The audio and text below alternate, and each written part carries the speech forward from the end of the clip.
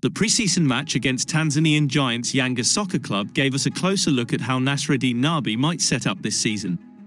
The presence of Ranga allowed Nabi to line up in his preferred 4-2-3-1 formation. Although this was a young team full of emerging stars, we began to see some of the tactical principles he might look to instill. Some were as expected, but others were very different from what we are accustomed to.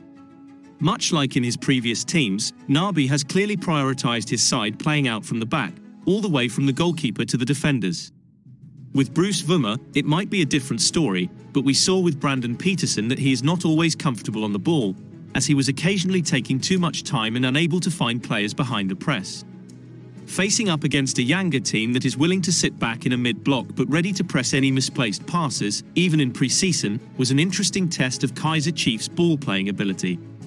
With the Yanga forwards pressing the Kaizer Chiefs pivots as soon as they looked to receive, Chiefs were left with just two options. The first option was to hit a long ball to Ranga. If you recall last season, the Martin-Castillo pairing struggled against the press, so would switching out one of the parts bring an increase in Chiefs' ability to progress the ball? The short answer is not really, as Tshabalala may not have quite shaken off the preseason cobwebs, meaning he still struggled whenever he received the ball facing his own goal. Again, it's clear these pivot positions are going to be vital for Nabi, and while he is waiting to bring in new players, it's essential for his pivots to become extremely comfortable under pressure or for Chiefs to invest in more depth in this area. So, what about option 2? This option involved hitting one of the fullbacks, primarily the left back Mfundo, because Reeve Frosler tended to push higher. Again, Yanga was aggressive in their press, meaning he was receiving under pressure, which resulted in the second goal.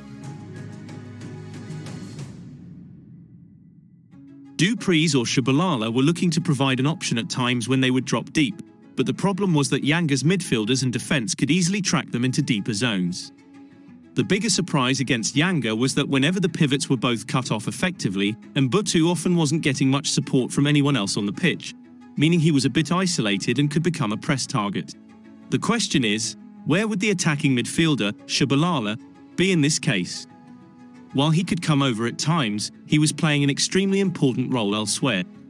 With Yanga's midfielders hounding Mart and Tshabalala when the pairing dropped deep, Kaizer Chiefs failed to spot any opportunities. Despite preferring to build from the back, Nabi knew that playing over the press could be just as effective, which is why in the second half we saw Dupreez playing as a 9. Vilakazi and Modi were high and wide most of the match, meaning the Yanga back four weren't going to push up and risk being played over.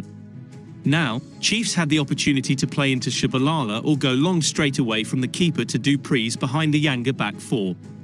In fact, they should have taken advantage by using Dupreez's speed.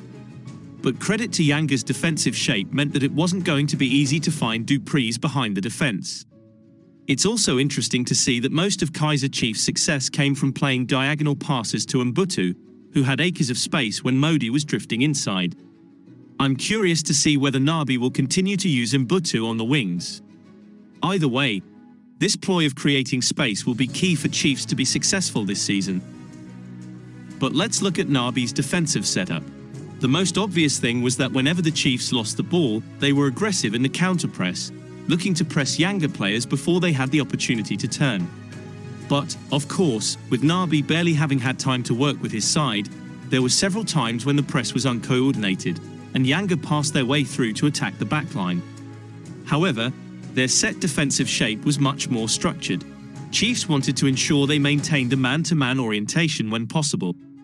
Chiefs would be in a 4-4-2 out of possession, with the front two leading the press. The press wasn't as effective, and it's something that Nabi will have to work on at the training field. Of course, it's only pre-season, but Chiefs fans, what are some areas you think Nabi should focus on ahead of the new season? Drop your thoughts down below. I'm also curious to hear what you think will change tactically when Nabi has his full complement of players available and who you see as his first 11.